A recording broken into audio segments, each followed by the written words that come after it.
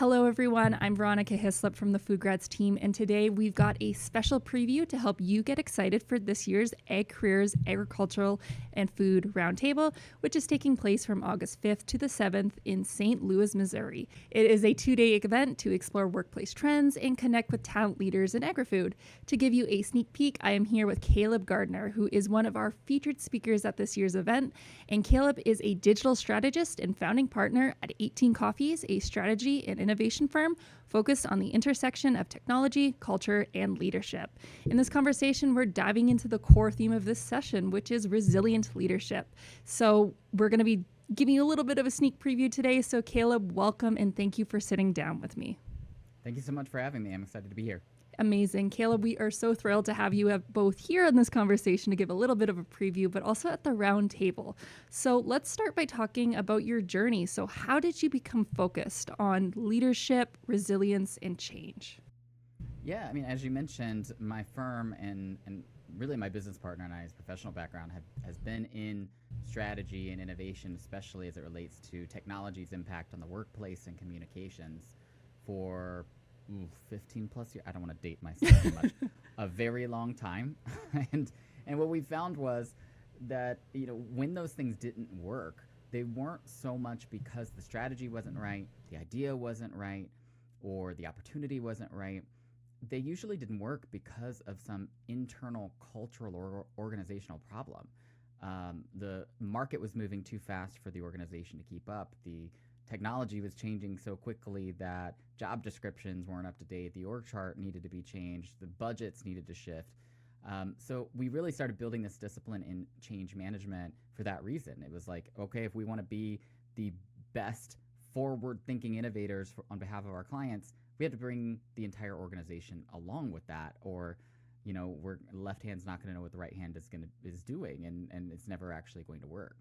And so we started talking about this idea of resilience within that context, because we realized that resilience is really about changing as the market changes and being more adaptable. And so if we can build people who have that kind of skill within the organization, we're going to be able to do that kind of change a lot more quickly.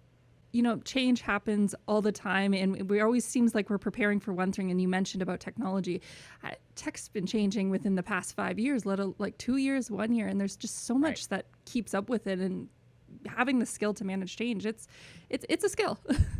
Yeah, and it takes more than just a few people. Like the whole organization, at least our point of view, has to have some of that ability to adapt. And so building that kind of culture of adaptability is really, really important.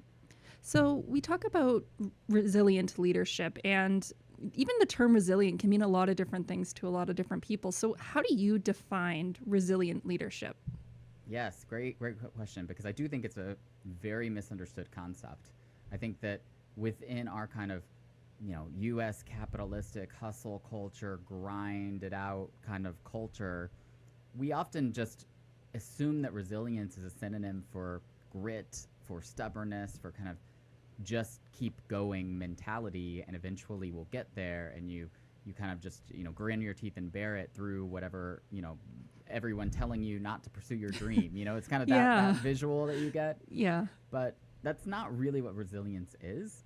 Resilience is a lot more related to concepts like adaptability and complexity thinking and being able to move as the market moves. It's about understanding what you need to let go of. And that's a hard concept for us. We don't like to let go of things easily, right? Yeah, especially in the business sense, where some businesses are built on something, and maybe the times are changing, that what they started off as, maybe their intentions are still there and they match, but the product that they started off with isn't the same, or like the market's shifted, and people don't like change sometimes. Exactly.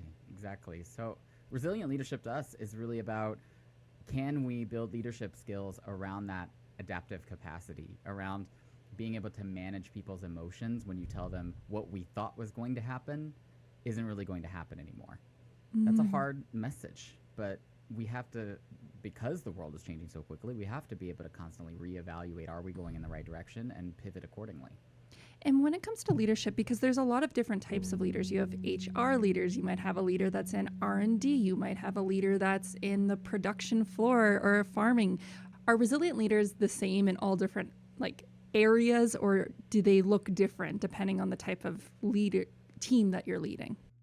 Yeah, really good question. I think our point of view would be there's a skill set that we would really want to be part of the culture no matter what leadership level you're in. If you're like you said, on the manufacturing floor or in a field or in a lab or in an HR department or a very like corporate job, we think the skills of resilience in terms of being able to again kind of have the emotional intelligence to manage change, have the adaptive capacity to say, oh, we need to stop and reevaluate how we're doing things, be able to like think through things from a system standpoint, see how things are interrelated. And it doesn't really matter what leadership role you're in; those things really matter.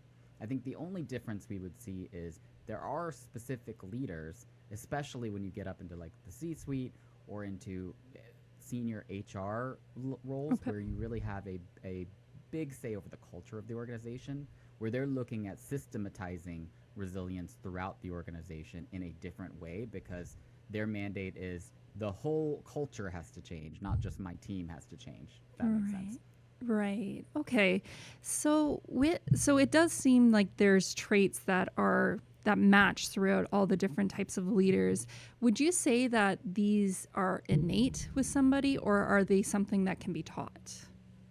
Very good question.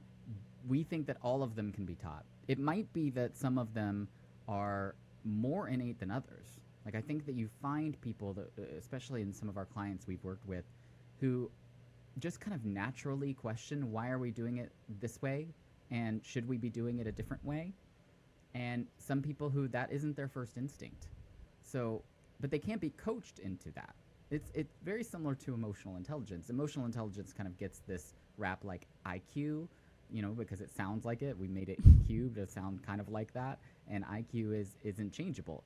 Emotional intelligence is very changeable. We can learn how to better read our own emotions, how to better read our colleagues' emotions through very specific kinds of training and practice. So a lot of these skill sets to us aren't necessarily, they can be innate in terms of someone's ability to get it faster, but anyone can learn how to be a better, more resilient leader.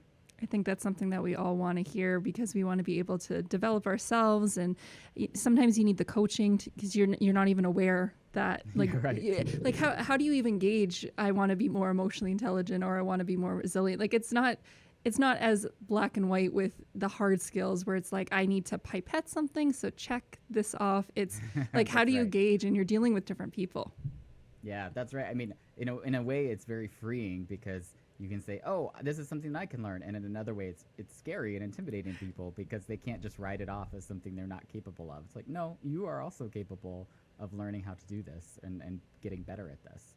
And I think what's tough about this, and you were alluding this to a little bit in your comment, is that all of these things are things that really we have to constantly be practicing and getting better at. And there isn't just oh, now I'm done. Now I'm emotionally intelligent. Check. Yeah. So there are things that are a little bit softer in terms of how we get there than some of the hard skills that we train on. How do you actually go about this at 18 Coffee? Because again, it's maybe not like a checklist that you're going through. Would you maybe be able to walk through an example about how you help your clients become more resilient leaders? Because again, that's a big, broad term with that. So just give us a little bit of example to better understand how you work with clients. Yeah, happy to. There's really two, because we do consulting and training. There's really two ways. One from a training standpoint is very hands-on workshops with leaders. Get them in a room for a day or 2 days and introduce the skills, have them practice the skills, and then give them really tangible tools when they walk away to be able to apply it to their everyday life. In that sense, it's very individual leader by leader, right? Like Okay. trying to coach them into here's something you can do when you go back to your team to operate differently. On the consulting side, what we'll find is, there'll be CHROs or, organizational leaders will come to us, and it's usually not make our organization more resilient. It's usually we are stuck on XYZ and we can't seem to find the answer for ourselves. Can you help us? And we will diagnose it as inflexibility or cultural issues or or operational or organizational issues, and we'll help kind of unstick or find the right answer to those, and we'll be applying some of those concepts of resilience along the way. Okay. Is there any general traits that you see or something that need to be improved in a lot of organization? Like, is there general trends you tend to see? Oh yeah. I mean, one is that we built our business environment, literally in terms of how we do our job descriptions and org charts, like the business environment it was 50 years ago. Like there's so much of how we've structured business that we still operate like, that are based on assumptions from a pre-internet era, that it's kind of mind-boggling if you think about it. Yeah. Like, so a lot of what we see is just some like MBA grads who have been kind of reinforced these frameworks and narratives around how these different departments are supposed to work, and we kind of have to pull apart the assumptions a little bit by little bit to find where the actual value is and how that team dynamic works, and not just what were the best practices I was taught 20 years ago. And I think that's pretty endemic to a lot, especially of big corporations that have a lot of that bureaucracy and inertia that they have to constantly be working on, really. Oh, that makes sense. Now that I'm having a flashback and thinking about job descriptions in the newspaper probably looks very similar to what it is today because here's your job description, here's the skills X, Y, and Z. And that really hasn't shifted a lot. Yeah, well, I'd say with the exception of like new jobs that have been introduced, right? Like, I think I come from a communications background, so I've done a lot of work with marketing teams, and a social media strategist wasn't on the org chart 15 years ago or whatever, but now it is, and it's pretty common. But you still also might have some of those older job descriptions of, brand strategists that from the like very brand heavy kind of 70s, 80s, and 90s, that's now intermixing with some of these digital marketing skill sets, and it creates again all these kind of workflow and operational issues about how are these folks supposed to work together, and we're still kind of in the midst of squaring the circle about how the new roles work and how our old roles work and where the value is for us as an organization. Okay. And then one thing that also had stood out to me was just that you had mentioned about the organizational structures and the bureaucracy, because even change, even if everyone is willing to want to change, sometimes not having direction, you need that training. And I can see why it's even more difficult once a company gets larger, because even to want to change, you have to talk about how you're going to change. And there's just so much like, it's hard to get everyone on the same page. It really is, yeah. And you can see this in how a lot of organizations are talking about learning journeys and leadership development right now. There's a very traditional model of, we're going to coach you, director level person into being more of a C-suite or VP or whatever level person. And here's going to be kind of the training and skills that we want you to have in order to qualify for that role. And so that we as an HR team or a leadership and development team can say, yes, this person meets the criteria to be in this leadership role. Well, how do you build that kind of learning journey in an environment where the skills that you need are actually a moving target? So take the application of AI. We are 2 years ago, we thought that prompt engineer was going to be one of the most prominent new AI roles. Yes. And now those roles are being laid off because we realize how easy it is to kind of use AI to automate prompt. Like so even that, it's like a moving target about what skill sets we need people to actually have. So you have companies like Amazon's Ring, who just announced that they are using just tell us your application of AI tools as part of the criteria for promoting people. So that creating that learning journey is becoming itself very difficult, because what skills you need to know as you start moving up themselves are moving. So we have to be adaptable even in how we're kind of putting pen to paper on that part. Sorry, could you go back and talk a little bit more about that Amazon? Because I'm just not aware of that story that you were mentioning about the Amazon AI. Sorry. Yeah, it literally just broke today. I can send you a link if you want. Yeah, for sure. So at Amazon, specifically for the Ring, the doorbell. Yes, product, yes. They just announced that they are making having to prove how you are using AI tools in your job as promotion criteria for being able to move up in the company. Oh, okay. Wow. That's and you have to keep track about knowing about that. That sounds like a lot to manage as an employee. You're trying to do your job well, but then trying to learn and then grasp, and then honestly, sometimes even knowing what AI is anymore is even more confusing. It's really hard because the feature set keeps changing, the best practices keep changing, the models keep changing.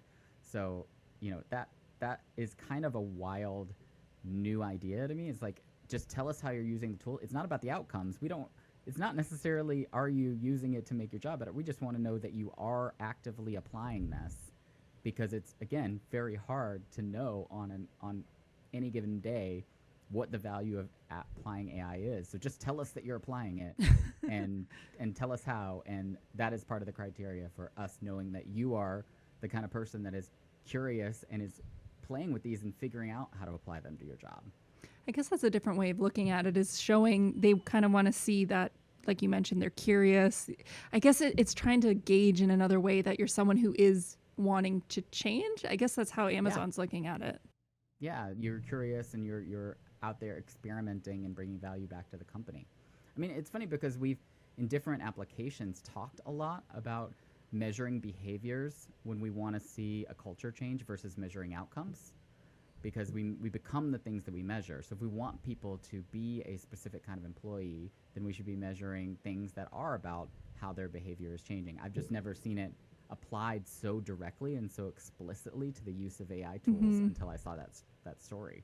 It reminds me, it reminds me of the book, like Atomic Habits, where they are really, the book is by Adam Grant, I believe it is, and they're really focused on, if you want to change something, you should be focusing on your behaviors rather than the outcome, because you can reinforce who you are as a person. So rather saying, I want to run a 10K marathon, it's better to say that I am a runner, because then you get to that identity change that I am that person. Exactly. It's James Clear, not Adam Grant. Whoops, wrong one. I think Adam is Adam Grant the So Good They Can't Ignore You, or no? Oh, I got everywhere. I know all these books, same for me. It's like the Malcolm Gladwell's, Adam Grant's, James Clear. They're all blend together after a certain point. They also tend to quote each other at some point as well. So. Yeah. But bringing it back to our conversation, one thing that you and I had spoken about prior to our conversation is not only resilient leaders, but resilient organizations. And resilient leadership leads to resilient organizations, but what does a resilient organization even mean as well? Because that can be confusing. Because when I think of resilient organizations, honestly, I just think of one that is still around after 10 years. Like, to me, that just means, and that goes back to what you said earlier with the grit, and that's my preconceived notions about it. So why don't you talk about it, Caleb, a bit more? I mean, you're not wrong in that resilience is about longevity. It's just that how we accomplish that longevity isn't by, again, kind of gritting our teeth and pushing through when things get hard. It's by adapting as the market adapts and having operationalized moments where we can stop and say, are we still pursuing the right targets in the right ways? That's what gets you to that we've been around for 10 years, is that ability to kind of flex and adapt. And so I think what I really want to impress upon people when they think about resilient leadership is it's not just about individual skills. That's what I mean about resilient organizations. I think when we're doing individual leadership training with specific people, yes, we want them to think about adaptability, and yes, we want them to think about the applications of emotional intelligence. But if we're not actually building workplaces that allow for that kind of flexible thinking and adaptive capacity and moving as the market moves, then it doesn't matter if an individual person has that kind of flexible mindset. We've created a system that doesn't allow for it. And so we have to think about not only upskilling individual people with resilience, but how are we creating psychological safety across teams so that people can try things and fail? How are we creating adaptive capacity, meaning like we can change job descriptions as the work actually changes? We can change systems and workflow as the work actually changes, and we're not running into kind of the bureaucracy that really doesn't want to do that, or at least we're putting friction in the right places. I would say my friend Bob Sutton wrote a great book called about friction, called The Friction Project, and he talks about how friction is really gets a bad name, but it's really about we want to make the wrong things harder and the right things easier. It's like we want to put friction in the right places, not just remove it altogether. Right. So how are we doing that so that teams can really, again, be more resilient? How are we thinking across systems so that when we do make changes, we understand the consequences, intended or unintended? Like, these are things where it doesn't matter, again, if we raise up the right resilient leaders, we have to actually build in operational capacity within the organization for the organization to flex with where those resilient leaders want to go. I always have to bring in, because I love hearing about examples, like what to you would be an example of a team that has, you mentioned about friction. Would you be able to just put that into perspective about what would be like a good environment with based off of the traits that you had just mentioned? Yeah, I mean, let's go back to our talk about how AI is changing the workforce. Like, one of the ways that we might want to create a little friction is through the use of responsible AI policies that says don't plug proprietary data into third-party tools. I mean, it seems pretty, self-explanatory, but you'd be surprised at how many organizations just have not put any pen to paper or have not put any guardrails around their employees' use of AI, and employees are just taking it upon themselves to experiment. Because like the Amazon example, they know that that's kind of where the market's going, and they want to see, how these tools work. So that's an example of, we want to create a little bit of friction. We don't want people to stop experimenting, but we do want them to understand where the guardrails are. Right. Thank you for clarifying. As you say that, it reminds me, I actually had a friend recently who sent me a message saying like their workplace if you go onto ChatGPT, it will tell you, hey, did you know that this is not a part of our organization? Just to remind you, this is exactly to what you were saying. This is proprietary information. So please consider what you're putting in here. And it's not stopping them from using it, but it creates that little friction to think, maybe I shouldn't do that. It's such a good example because it like prompts them that, hey, we have this spot. Hey, remember this? Like, I remember that there was a plugin years back that was trying to do the similar thing with Twitter around like just, that it's kind of a garbage fire, or I should say X is now kind of a garbage fire. And all the plugin did was try to create a little bit of friction. Like, do you really want to post that? Like, have you really thought that? Did you click through that article and read it? Like it just like prompted a couple of things like that to make you slow down just a little bit. Like, that's an example of useful friction. I like that. That's a good example. And then with coming back to the individual leaders and talking about resilience at scale, because it sounded as though you were saying we need the safety nets, we need the entire organization to work together so people can be flexible. You can't be an individual that makes change, but how do individuals make change as well? Like, I know there's a little bit, is it the top-down approach? Is it the bottom-up approach? How do you see leaders working in the context of a resilience at scale? Yeah, I don't think it's either or. I want to be clear on that. Like, okay. It's not that individual people can't make change. It's just that individuals alone often have a hard time making change.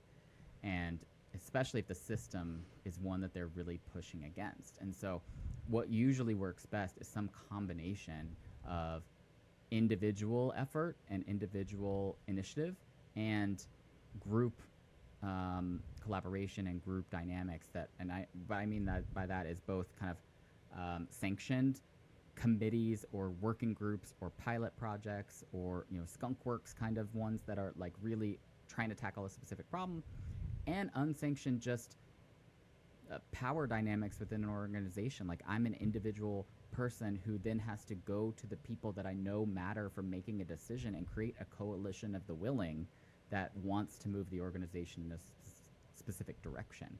So to me, it's almost always going to be some combination of that, like individual effort and group effort and kind of system-wide cultural effort moving in a specific direction. And if you look at organizational problems from a systems thinking lens, which to us is really a big part of that resilience, it makes sense that as an individual cog in a bigger wheel, we have to be resilient thinkers, and then we have to create teams of people that have resilience built in, and then we have to create those teams as the cogs in the bigger kind of organizational wheel.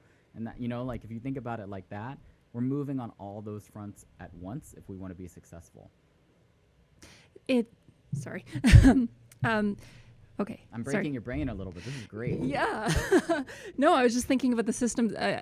Honestly, because from my science background, I started like flashbacking to the human body and thinking about how everything works. And if one thing's off kilter, it affects the whole body. But then sometimes you can get some parts of the organization or your body working properly. But then over time, things don't start to work and it kind of has a system breakdown, even though it looks So I don't know how my brain just threw into that. No, but I think that's actually a really apt analogy because our bodies are this complex ecosystem, and we can't measure our overall health by just looking at how our heart works, or just looking at how our arm is functioning, or just looking at our brain. So I actually think that's a great analogy. I understand why your brain went there. Okay, thank you. Good. I'm not going crazy. But so thinking about like a leader, if someone does, it sounds there's a lot of different things going on in an organization, and maybe someone as an individual wants to see change, that they want to change the organization. But how would you think that maybe a leader would approach talking to the organization that they want to see change, because they know they can't do it alone? Because it sounds, as what you had mentioned, different aspects all at once. You can't do one. You have kind of all work. So let's say you're a leader, you want to make a change. Do you have any suggestions for how they can start to implement? Yeah, I would say that our point of view is everybody has some kind of agency. So no one should feel completely helpless for making change. It's just a matter of what is your context. How can you use that systems thinking lens to create that context for yourself? So I, as an individual, should have a voice on the individual team I work on for my manager, and be able to advocate for my manager, or within the specific department, be able to advocate within the specific department. Like, that's a great place to start, right? But there could be ways that I can also make a contribution to the kind of larger system or the larger corporate environment through specific committees, through ERGs, through just direct one-on-one conversations with C-suite people. Like it really depends on the size and scale of the organization you're at. But that's kind of how I would look at it, is just where is the kind of immediate context where I have a voice and I can make an impact, and then where are there smaller ways I can contribute to the larger machine being the kind of machine that I want it to be. So it really sounds, be involved with your own team, but also try to get involved with other aspects of the organization to see what is going on, and then start to make suggestions there. Am I understanding? Yeah.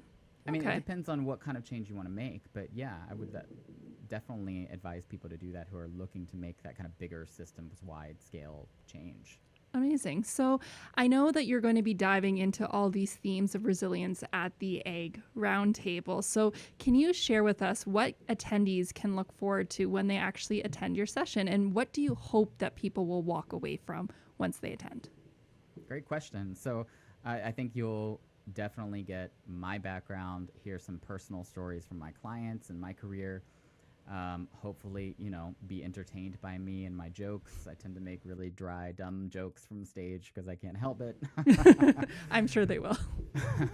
But I mean, hopefully you're going to walk away just the concept of resilience a little bit better, what a resilient leader actually looks like, and start thinking about applying that to your own work.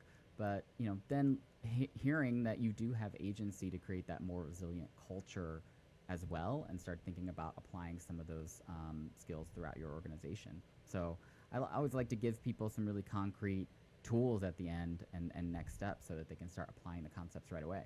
Caleb, can you give us a shout out to be like, come join the roundtable? Please come join the roundtable and hear me talk about resilient leadership. I would love to see you, hear what your organization is facing, and empower you to go make change. Wonderful. Well, I hope that everyone does attend the session. I think that if this is the tip of the iceberg to what you'll be talking about, I think it's going to be a great session overall. So thank you so much, Caleb, for sitting down with me. I don't want to give everything away, even though I personally would love to keep talking about that today. So if you are listening and you want to hear more from Caleb, he will, like we just mentioned, be speaking at this year's Agricultural and Food Roundtable, August 5th to the 7th in St. Louis, Missouri. Tickets are still available. Check it out at Ag Careers to grab yours. And thank you again, Caleb, for talking about what you're going to be talking about at the roundtable. Yes, thank you for having me. This has been great.